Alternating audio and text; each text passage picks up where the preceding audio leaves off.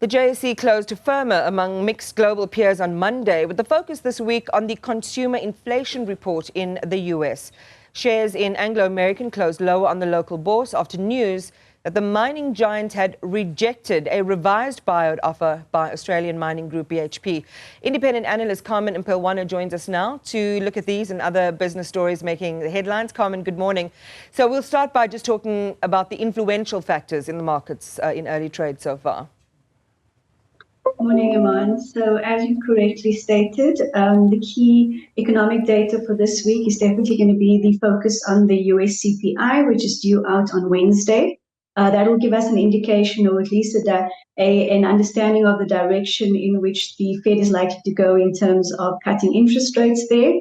Then we're also looking out for the monthly report out of OPEC, and that will give us some insight into what the expectation is around demand for the summer season in the Northern Hemisphere.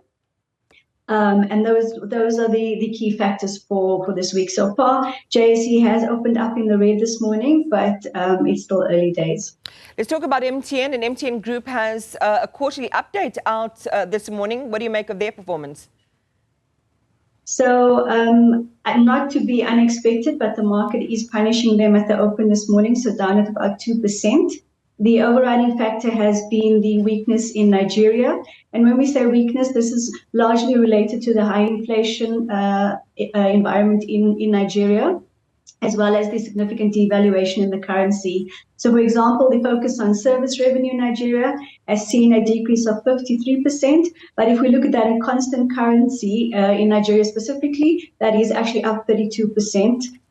For this quarter. In South Africa, we have seen service revenue up 3%, so a little bit of a stronger performance there. But having said that, the key focus here has definitely been around the weakness in Nigeria, which is MTN's biggest market.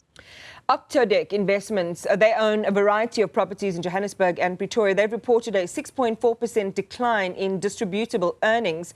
What drove those declines? So the rhetoric is around the fact that there's definitely been a pressure on the consumer. We know this. We've seen other rates come out and say that there's definitely been weakness across their portfolios.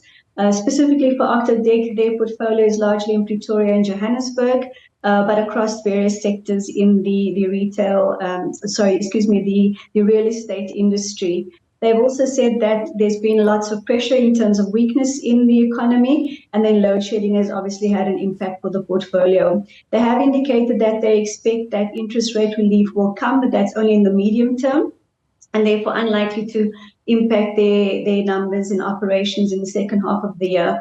Having said that, they did not provide any guidance for dividends or distributable income for the second half of the year. And let's go back to how I opened, Carmen. Kumba Iron Ore responding to that rejection by Anglo American of BHP's latest proposal. What did they have to say? So the focus here for Kumba was on their results specifically, and they did indicate on the back of the announcement earlier in the year that they're looking to do a restructuring, that they too will see a cut of about 490 jobs. This comes after Anglo American also stated that they're looking to cut jobs. Adding to that they are definitely blaming the inefficiencies in Transnet and therefore the bottleneck due to the logistics. So because of the high on-mine stockpile, they are looking to they have cut their guidance for production, and in turn trying to cut on costs. On the Anglo side, we did see, as you've mentioned, a rejection of the subsequent bid. There are still a few days left for BHP to adjust that bid. And in response, Anglo has said that they are looking to unwind certain operations in South Africa to make their portfolio more attractive, not attractive to BHP, but to the entity itself. Thanks. Carmen Mpelwane, thank you very much for talking to us. And by the way, nice dress. I think we're twinning today, almost. Good taste.